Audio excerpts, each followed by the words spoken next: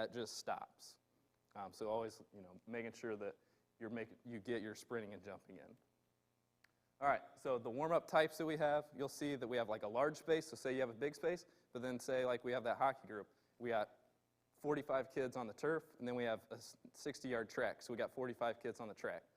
So then we'll do our small space drills, which are our line drills, and then in there, I think it might be the second or third page, we got the line drills laid out for you. So you got your level 1 line drills is what we start everyone out with. Usually typically run these 2 to 4 weeks, and then we'll move on to the level 2. With this one, you can just use 2 imaginary lines, but it's basically just 10 seconds on, 5 seconds off. Again, you're working on lower leg strength. You get these kids going through, you do 3 times through each one, so forward, backward, side to side, pitter-patter, crossover, split jumps, just, your basic line drill stuff. And then you throw in dynamic flexibility in between or afterwards, and then that's going to get your kids like warmed up, ready to go, blood flow, all the basic things you're looking for in a warm-up. But that's if you got a small space, or like we're at Antwerp High School in Ohio. They have like a tiny weight room.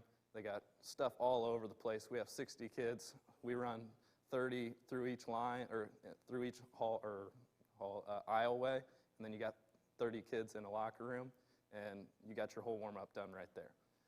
So thinking outside the box maybe in terms of like, oh, we have all these kids, what are we going to do to warm them up? But now you have a solution here.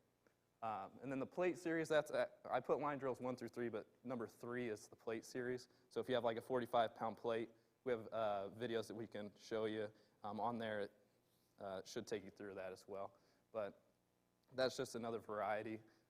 Just be careful on that one. Sometimes if the person doesn't get their foot all the way up on the plate, like when we were demoing the video, my coworker was going up and down like this and just barely didn't get his foot up there, and his ankle just snapped off. So that's the only worry or like scare that we've had with that, but just beware of that one. But that's another really good one, and then we just always add dynamic flexibility.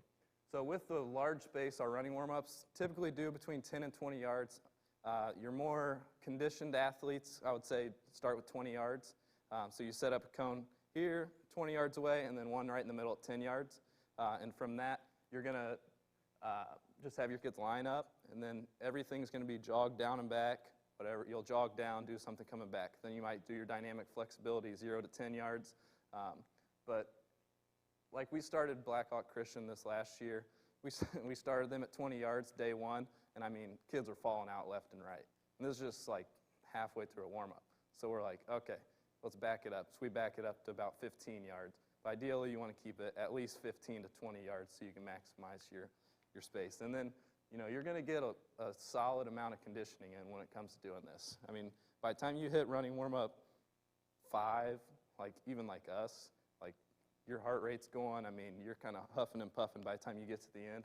And that's like the best thing for us is we want our warm-ups to be more like a workout since we only have about 30 minutes.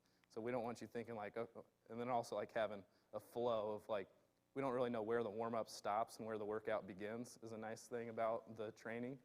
Because you'll have kids asking for a water break after you get to like minute 15, and it's like, we're still in the warm-up, guys. Like, come on. But this is our warm-up template. On page, I forget what page number it is, but I should have it on here. If not, oh yeah. Thank you. Here's the warm-up template. So like I said, usually it takes about 10 to 20 minutes. Once you get the first day of teaching a warm-up, you might be more 25 to 30 minutes, but as you progress through, I get to where I can do every single warm-up in about 12 minutes. So that's just because you kind of get the flow down. Your kids know what they're doing. You'll see, some light bulbs go off when it comes to, new exercises that they're learning. So we always start with the running patterns. We have it broken up into, each individual thing.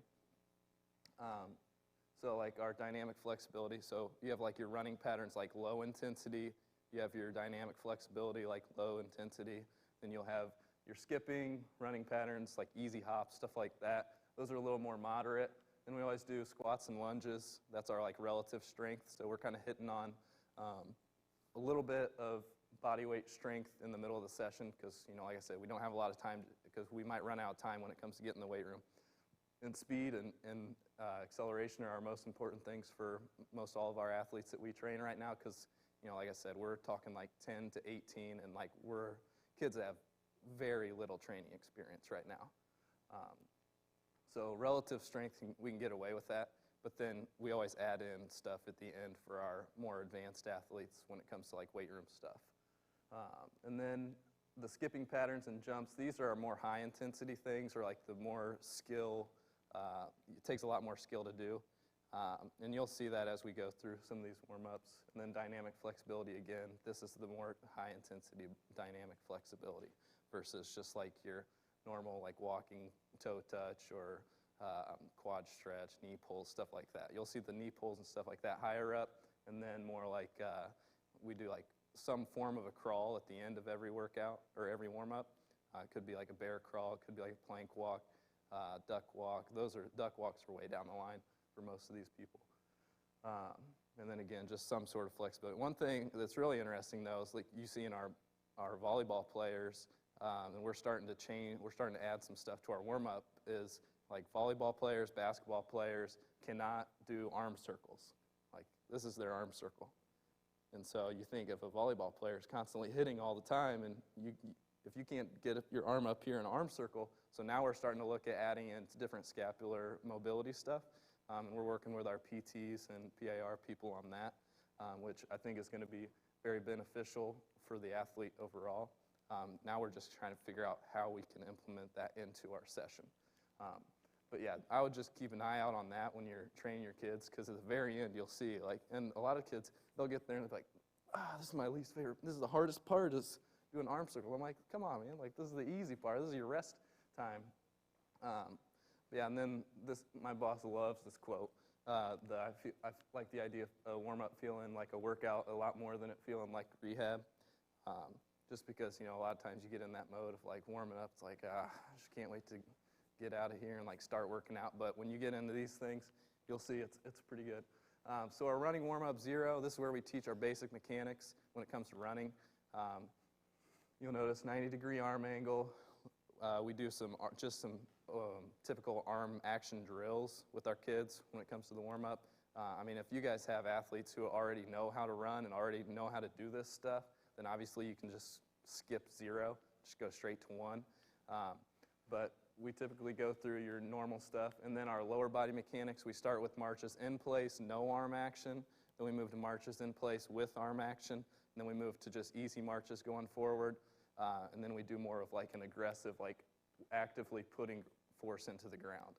And that's one big thing that we notice is a lot of times our kids will just pull their legs up. And so we try and teach them like actively push your foot into the ground instead of just letting gravity take your leg down. So that's one thing you'll notice as you go through the warm-ups too.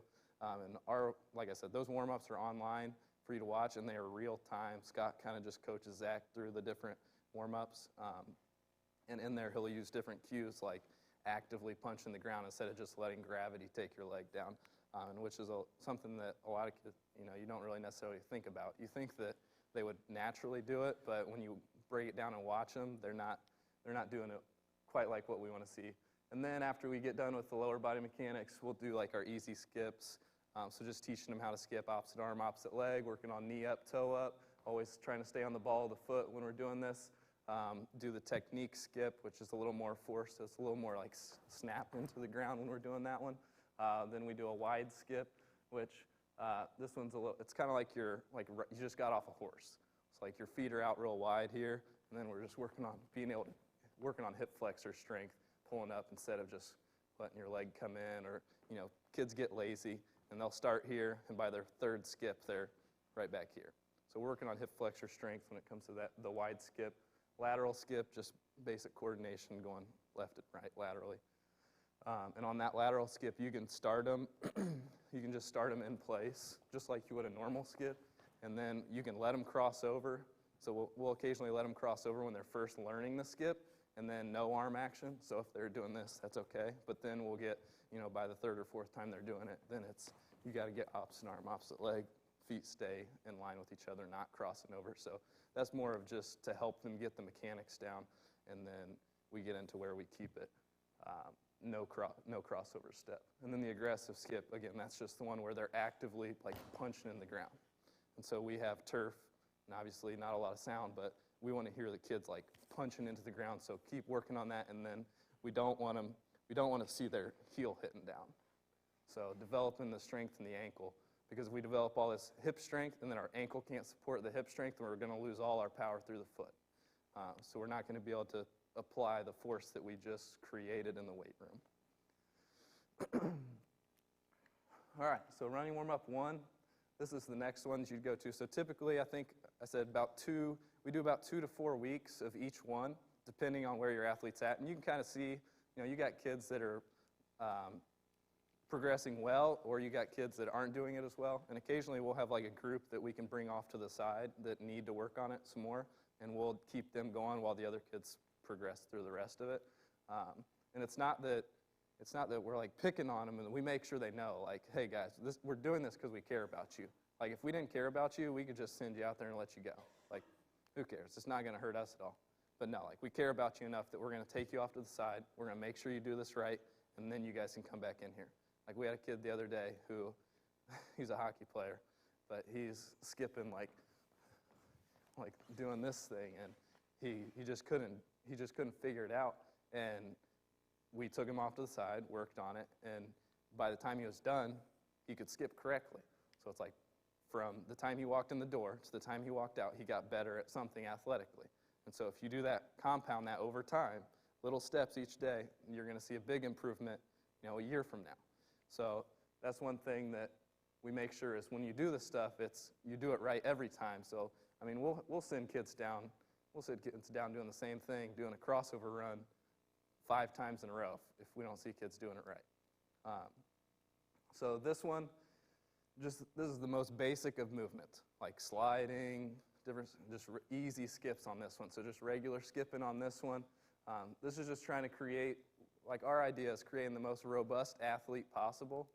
So we want our athletes to be able to handle a variety of movements, not necessarily like, oh, we need sport-specific training for this athlete. It's like, no, your coach will teach you the sports stuff. We're going to teach you how to be a better athlete. So whether it's the karaoke, we start our little kids with just like the normal karaoke like this, and then as we get more into it, driving the hip up, so working on hip flexor strength, and then everything is on the ball of the foot when we're doing this. We don't really let them stay, like when they're doing their, on their crossover run even. It's like you got to stay up on the ball of your foot and try and be reactive. Like your Achilles is what's give you that little spring. We don't want our guys' heels hitting the ground. And occasionally you might see that when there's some of these different bounding stuff we're going to get into. But anything you guys see in there that you have a question about right now, it's all this is the most like basic of things right now. But yeah, 2 to 4 weeks for this training. Running warm-up 2. So these 2 right here, we kind of flip back and forth between which one we want to start. So 3, we decided this might be the easier one because you go reverse skip, skip with a twist, single leg hops. And on our single leg hops, these are the full 20 yards. And so it's small little hops. And this one you're not necessarily worrying about being knee up, toe up, but we're just getting the kids hopping, being able to hop for 20 yards. Small hops, forward, backward, side to side. And when you do the lateral ones, if you're going this way, you're going on your back foot. So again, that's just working on ankle strength, calf, Achilles, hip strength too. You'll see a lot of kids dipping down. They can't hold themselves upright when they're doing their hops. So we kind of flip back and forth between whether we want to do warm-up 2 or warm-up 3 first. So we'll take a look at warm-up 2 though. This is a little more challenging, the knee up and out skip. So you're going knee up and out like this. So again, same thing, hip flexor and then also lower leg. Slide with a scoop on the way down. Well, so you do your dynamic flexibility right after your backwards knee up and out skips. You'll do your dynamic flexibility after that. And honestly, with the dynamic flexibility, whatever you guys want to do, we just do 10 yards. So it'll be 10 yards of one exercise, and every step's a rep too. So it's not knee pull, walk 3 steps, waist 3 steps, do a knee pull. So you're going to get at least legit 10 reps of knee pulls in. And plus, when you only have 20 yards, like you run out of space real quick. So you can pick whatever you want that's like a relatively low level intensity dynamic flexibility. And this is also like a scheduled break, because like once you get into these jogging down and back, the dynamic flexibilities, you're not going to jog down and jog down and then do the dynamic flexibility back. You're just going to go and hit your 10-yard mark, hit your 20, and then turn around and come back. That's why there's 4 of them. And then the next one, you guys, just going to be like your slide with the scoop. So that one, again, we're just trying to get some hip mobility, and then they're also doing like a squat each time. So it'll be slide, and then it'll be scoop, and then slide, scoop, just like that. Fingertips got to touch the ground. So working on some hip mobility through the lateral plane. And then we start teaching the bound with a stick. This is typically about 8 weeks in, because we usually do this one first. So about 8 weeks in, 6 to 8, depend on the athlete. We'll start teaching the bound with a stick, and so we go with the forward bound where we're just going up for height, and then so you'll just jump up, and then you work on landing. And you jump up, and then you're just working on knee up, toe up when they come up. So we're not jumping up and reaching your foot out. So we're going knee up, toe up on the landing, and then trying to land on the ball of the foot. We don't want them to land on their heel, and you'll see the kids when they land on their heel kind of like give a little shock. So that's our warm-up 2, and then just lateral skaters, like basic plyometric going all the way back. You'll just jump. You typically get about 10 skaters going, and you can do you can progress them where you jump out and do like a 1-2 landing to where you jump out and do a 1-foot stick landing. But we always work on that landing when we're doing that. Then we go into your body weight squats, your lunges. And I mean, you think you do 20 yards of forward lunges, 20 yards of reverse lunges, in season, out of season. You do that 5 times a week. So, I mean, you warm up every day. You don't necessarily get a workout every day. You do that over the course of 5 months, or 4 months, or whatever. You're looking at like a mile's worth of lunges. So I mean, you're getting a lot of lower body strength then, even though it's just microdosed across time versus large volumes, and you don't really get sore doing it. And then we always have sprints at the end. Soldiers, just a little more dynamic hamstring warm up. And again, lateral bear crawl now. We started implementing a little more crawling in with our volleyball players, because they've seen that's helped out quite a bit. And then again, shoulder circles. So warm up 3 here is where you get into like your single leg hops, lateral single leg hops. And again, this is anywhere from 4 to 8 weeks, depending on which order you go in. So then we changed up the squat a little bit. So then it's just a sumo drop squat. So you'll just open up your hip, squat, open up, squat, and they'll do that for 10 yards. Then that's when we start doing lateral lunges now, because again, that's a little bit different. And it's not the lateral lunge where you're doing this thing. Okay, so like we're making the kids get out, this leg straight, sit as low as they can, and then they stand up on the leg that they lunge to. So again, hitting a little bit different single leg strength right there.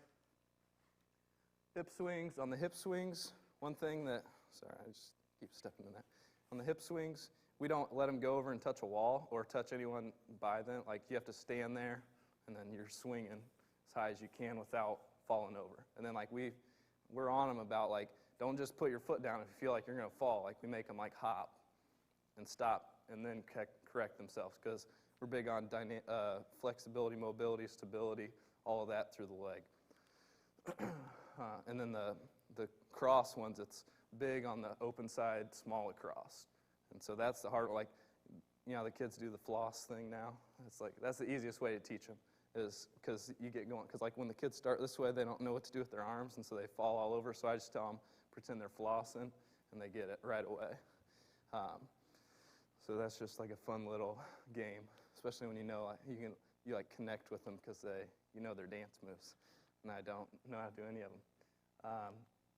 But yeah, more sprints. Now we get into, this is where it starts to get a little more challenging, but also you're at 8 to 10 weeks into your training, and so the kids like a little bit of a challenge at this point. And this is where we start to get into a little more bounding, like consecutive bounding, instead of like the bounding with a stick. So, you know, you got with the forward skips with a clap, I guess I should go through that. This one's teaching some more coordination, but also teaching to get the knee up. A lot of times when we do this, so it's just, you're typically going like here. A lot of times what you see is kids going like this.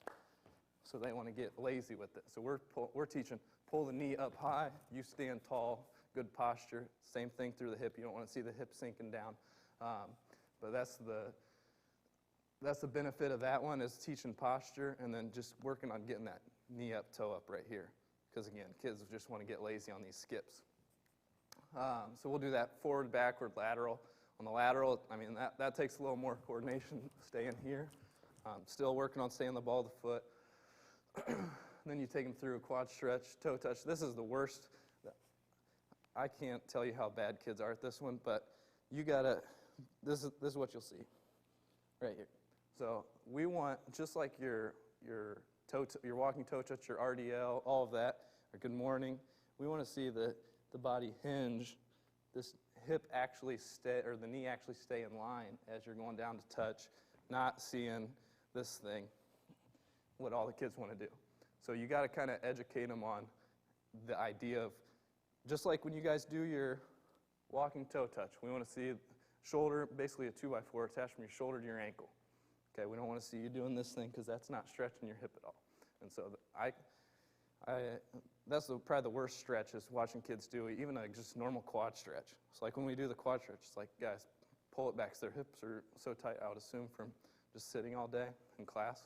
That'd be my guess. But that's the hardest one for kids to do, is the quad stretch to toe touch, because it's just here, down, switch.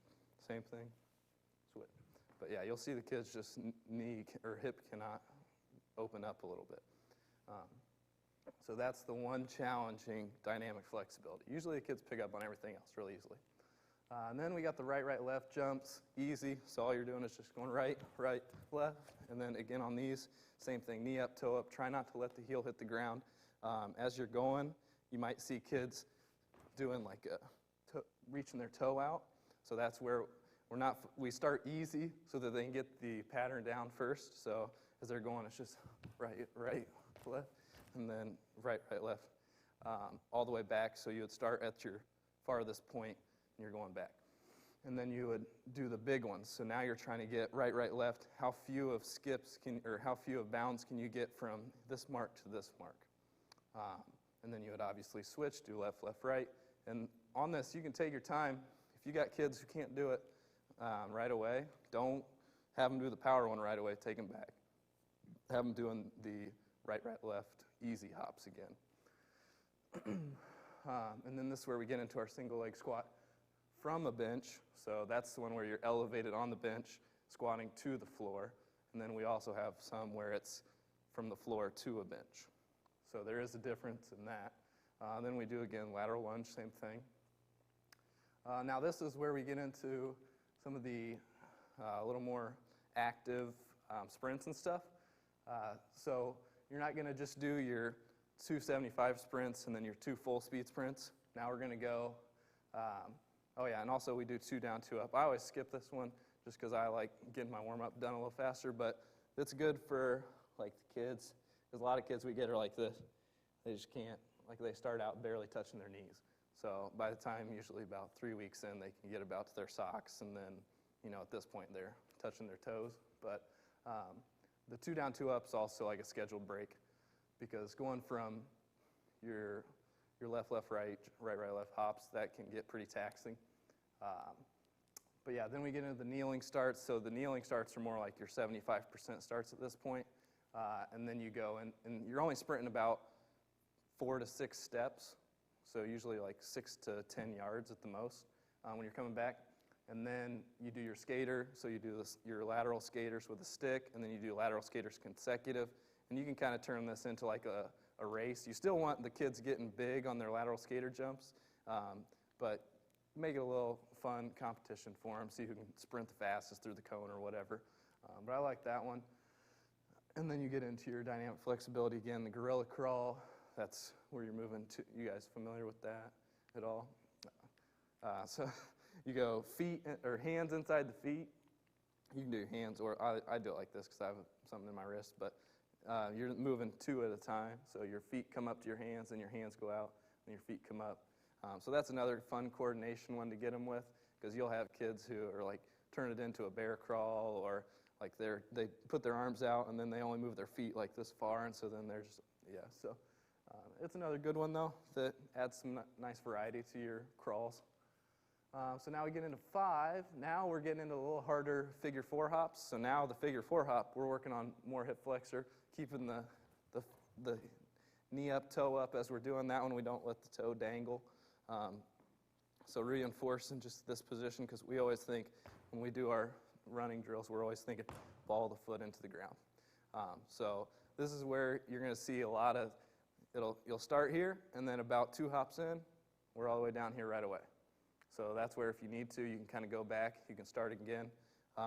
Just always, I mean, it gets hard holding your hip up when you're hopping. And this one, you're only doing 10 yards. Okay, we got it up there, awesome.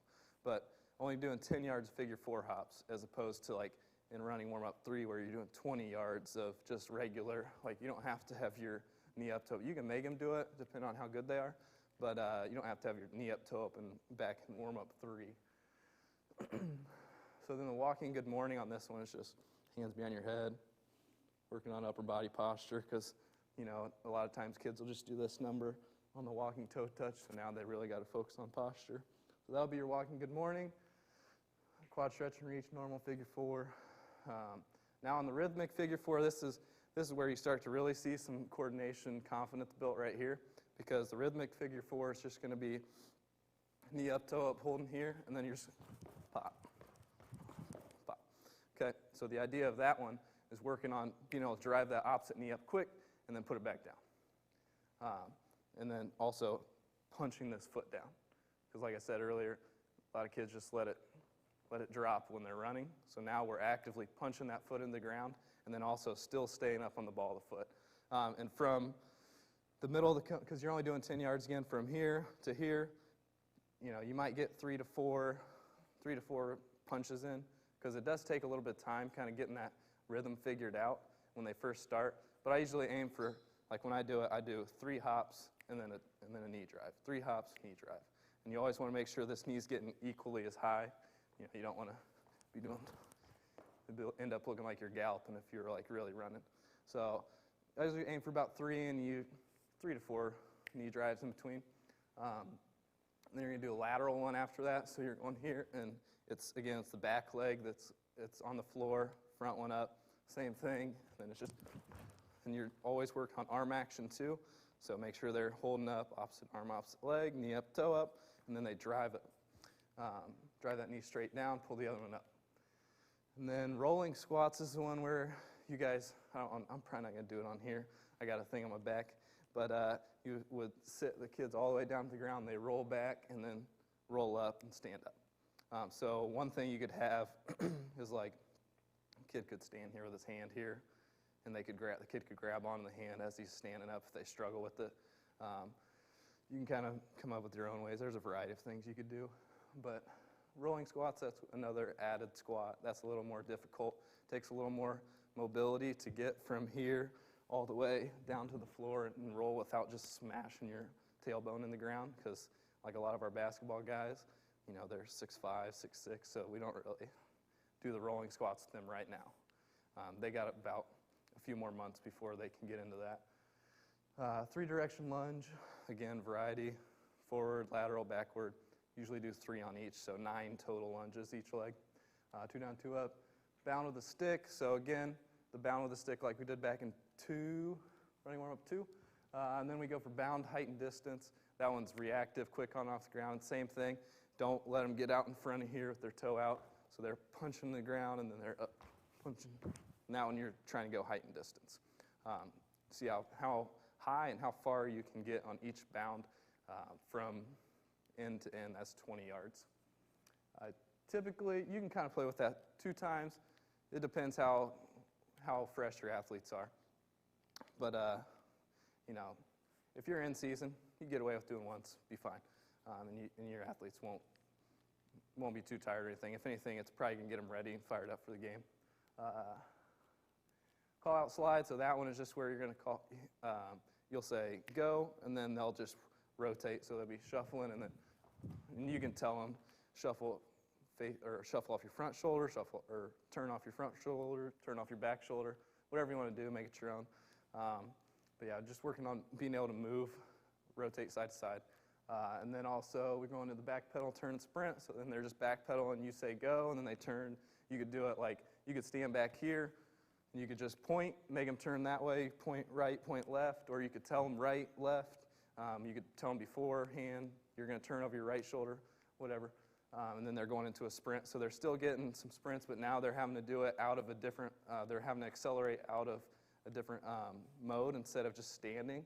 Now they have to accelerate out of turning backwards, or they have to accelerate like when we do this jog out, or jog, call out, sprint, stop. So now they're going to have to accelerate after they just stopped. And typically we say stop. So we'll say go, stop, and they have 20 yards, however many times we do it. You got 4 steps to get stopped. Obviously working on mechanics of deceleration, sinking the hips, lowering center of gravity, and then being able to accelerate right away. Just like, for my basketball guys, it's a game of change of speeds. So how quickly can you stop and then take off? So being able to teach them that, and then how to do it properly versus like how they like to do it, like just being tall and just bending over. So having to really focus on get your hips down. And then the call out sprint back, so you could do, like, we'll just start them, go, back, and then they just sprint out, and they have to hit a right foot turn and a left foot turn. And you can make it right, left, point, do whatever you want, use colors, numbers. We use a variety of things on that one.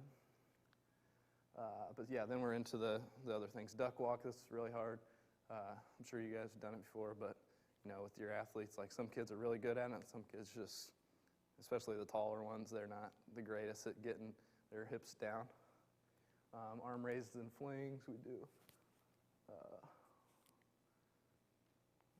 I don't know, but arm flings are here, and then the raises were going here. That's another one that a lot of the kids are just like, they can't, I don't know what the deal is, if they just don't understand it or like what, but I thought we did a good job teaching it, but yeah, you really got to stay on the kids about like getting their arms over their head.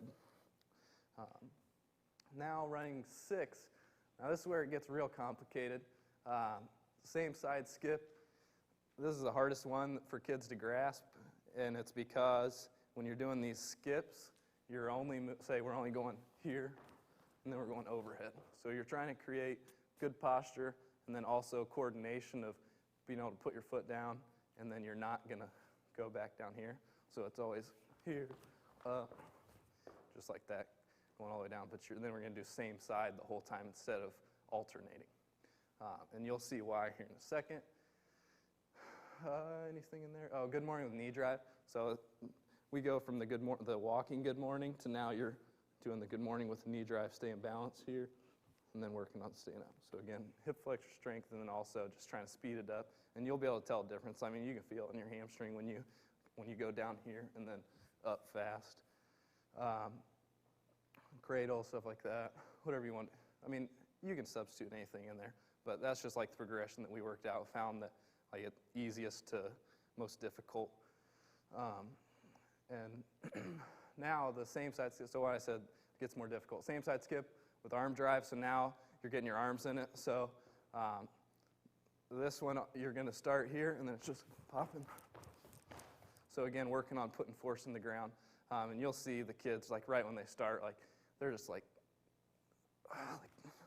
you can just kind of see their brain, just like like how do I do this again? But yeah, and then you're working on the arm drive. Same thing with the lateral one, so it's just popping. And so your back leg's down again, front leg's the one taking you, or the one going up and down. This one, single leg rolling squat. This is, I mean, if you got kids that can do these really well, I mean, you got some pretty strong kids, because I can't do it on here, but you're lowering yourself all the way down on one leg, rolling back, standing up on one leg. 4 to 8 on that one, because they're pretty taxing. But I mean, if you got a really strong kid, send them to 8 to 10, who cares, because they can handle it. But I would start them about 4 each leg. Lateral lunge again, same thing. And then you're 2 seconds down. Now your single leg jumps, this is just like all single leg bounds. So your kid's going from the 20, so you got the 20-yard mark now. So your kid's going from end to end, trying to get there in as few of bounds as possible. Usually, depending on the age of your kid or athlete, you know, you got college kids, maybe say like, if they're good college athletes, you know, 6 to 7 or so. And then, you know, like your high school, middle school kids, you're probably looking at more like 8 to 10 from one end to the other if you're doing true 20 yards. But that's just single leg where you're just like single leg running, trying to get as far as you can, still using the opposite knee to drive, and then it's trying to stay on the ball of your foot. Now, the single leg double jump, well, so you do obviously do right and left. Single leg double jump, you'll go down, you'll have them start on the right one time, and then it's just right, left, just like that. And so same thing where you're going this knee up, toe up the whole time. So you don't want them reaching out when they're transitioning from their right to their left. You want knee up, toe up, popping in the ground. And then you go the triple jump. You make sure they start left, right.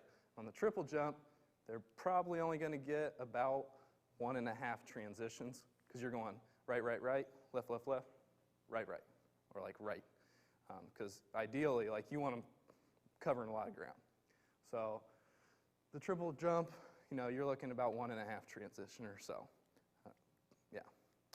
So that's why you got to do left and right. And then, again, get into your sprints. But this workout, it's a good warm-up. I mean, if you don't have, like, the one thing I really like about this is you guys know how it is in season. So, like, I coach basketball at Huntington, volleyball, softball. So, like, softball especially is hard because, you know, like, oh, it rained today. So, we had workout scheduled on Monday and Thursday, but it rained Tuesday, so our Tuesday game got moved to Thursday, and now we can't work out, so what do? So that's why these warm-ups, if you implement these warm-ups every day, that kind of helps it so you're not having to worry about, oh, crap, I can't train today, so what do? So you'll see, I mean, if you don't think you can get some solid, like, training in with some of these warm-ups, you got to just go try them, and you'll tell. You'll be able to tell. And then you can also look through these and then plan them with your training sessions too. Or say like you had like, for example, we coach or train AAU players. So AAU basketball guys, they play 2 games Friday, 2 games Saturday, 2 games Sunday. 6 games, 3 days, and they come in on Monday. It's like, well, what am I going to do with these kids? Like, am I going to run them into the ground some more? Like, no, they're going to die. So we have different flows that we do. But like I might run them all the way back to like running 0, work on their technique and their ability to put force in the ground, but it's not so taxing that it's going to take it out of them and they can actually perform for their next event. So in running warm-up 6, I mean, if you're coming off, like this could be like I might think of this as like a high intensity day for a team where you're wanting to get a lot of hard work in a short amount of time. So if my training my training session got canceled, I might do something like this where I'm not going to get them sore, but they're still going to get a lot of work in when it comes to speed, plyometrics, stuff like that, and strength. Now running warm-up 7. So this one's a little more difficult. So this is just working on.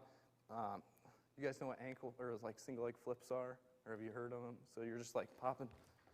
So you're working on the kids being able to just pop their toe up, stay on the ball of the foot. Now on like when we're on our turf, like the heel does hit just because your foot's so low to the ground already. So you kind of eyeball that and you know have it how you want. But single leg flips, then you can do your single leg. So the single leg quick step, this is the opposite of the one where we're here and then popping down. This one now, you're going here, and then so that's the opposite, working on being able to pull up and put down on this one instead of put down and pull up. And if you can if you can get an athlete that can do that, like pop, quick, I mean, they're going to be a pretty solid athlete. I mean, better than some kid who, you know, they can lift the house in a weight room, but you know, you try and get them to run a route or, you know, be able to run and change direction on a basketball court, and they can't. I mean, you get a kid that's doing this and then pop up quick, I mean, that's a good athlete. The lateral bound, when he says lateral, it's 45 degrees. It's not like straight lateral. So instead of your straight forward bound, you're going lateral at 45 degrees. Probably typically what most people start to teach, I think. And so we teach it with a stick, and then we go consecutive, just because we haven't done a lateral bound yet, or like the 45-degree bound, because ours are all straight forward. So we teach it with a stick so they kind of get the pattern down, and then we go consecutive. And these are 20 yards as well. And you can decide, do I want to do 2 at 20 yards, or do I just want to do 1? It kind of depends on where you're at in your season. I mean, if you're coming up on like a heavy like conference part of your season, you could probably cut it back to 1. But then skater squat, this is a little more difficult. Like if you're on like hardwood, you could use like a Airex pad if you have any, but that's the one, or you could have like a partner where you're reaching out here, and then don't let them tap their toe to the ground, just have them tap their knee to the ground when they do it, or you could do like a partner one, like I said, where they're holding, kind of counterbalance each other. And so that's just like the more advanced single leg stuff that we have. Then duck walk again. Then this is our line drills that I was telling you about. You got that on there. Line drills 2. You got line, so you have a line up in front of you and then a line behind you, doing forward, backwards, side to side, all that stuff. And we have videos of this if you guys want it. Then do you have any questions? You sort of briefly touched on it at the end there. One of my questions was going to be if you have an athlete that has a higher volume of games, like and stuff like that, and you mentioned that right at the end where you would take them back to that like Yep. One warm up, number 2 warm up, just to kind of refresh. Yep. Yeah. So as we get farther into the season, then we can kind of, like if you know, like say they came off a heavy weekend, when you guys come in the next time, you kind of evaluate, where you think that they need work at. It might just be like we have flows on our site to like hip mobility stuff and dynamic flexibility. So sometimes we'll have the Indy Heat kids either do like a hip mobility flow, and then I take them through some skipping patterns, some light plyometric stuff like that, or some relative body weight strength stuff. So yeah, I mean it's. Yeah, so you can really interchange it all you want just based on how you feel your athletes are. Because, yeah, like I said, the whole AAU and youth club sports and stuff, I mean, it's hard to, like, you want to make your kids better in the off season, but also, as an athlete, like, you don't want to be sore going into a game. And so then you're kind of like, man, like, I don't want to run them to the ground, but then I can't just not work them. Because like if all you're doing is showcasing your skills, you're never going to have anything to showcase but what you had last year. So that's the one thing that, yeah, it's just, I mean, that's why I really like it, is you got really high, intense, like difficult things to do, but then you also come back to 0 or 1. And, if you just want to get some movement out of the kids, like the one thing Zach and I do, like if we have like a really hard training day on like a Monday and we feel, like you feel not great, on Tuesday, Wednesday, it's like, all right, well, we're going to do running warm-up 1 today. Like we moved, we got some blood flow in our body, and we feel a lot better when you get done. Because, yeah, we'd have kids that came in like we had these 2 kids that do Tuesday, Thursday, they're basketball players, and they have practice on Wednesday, they have games on Friday, Saturday, Sunday. So, I mean, they only have Monday off. And so he comes in on Tuesday, he's like, man, like my calves and my knees and my ankles are so sore from playing all day or all weekend. So then that's when we hit him with just like a flow, and then we get some like skips and movements and stuff like that in to kind of help him recover. And then he's like, on Thursday, he's like, oh man, I feel 1,000 times better than I did, if I would have just stayed at home. So that's the nice thing about these is, and then you can see it in season as well. You might have, like I said, a heavy day, or you might see like you're getting your conference season and you guys need to get some more strength work in or something like that, and you can start implementing like some of the heavier, like the more difficult single leg stuff in versus just doing like a regular squat or something like that. How many days a week are you guys putting, like, are your groups coming? 2 days a week.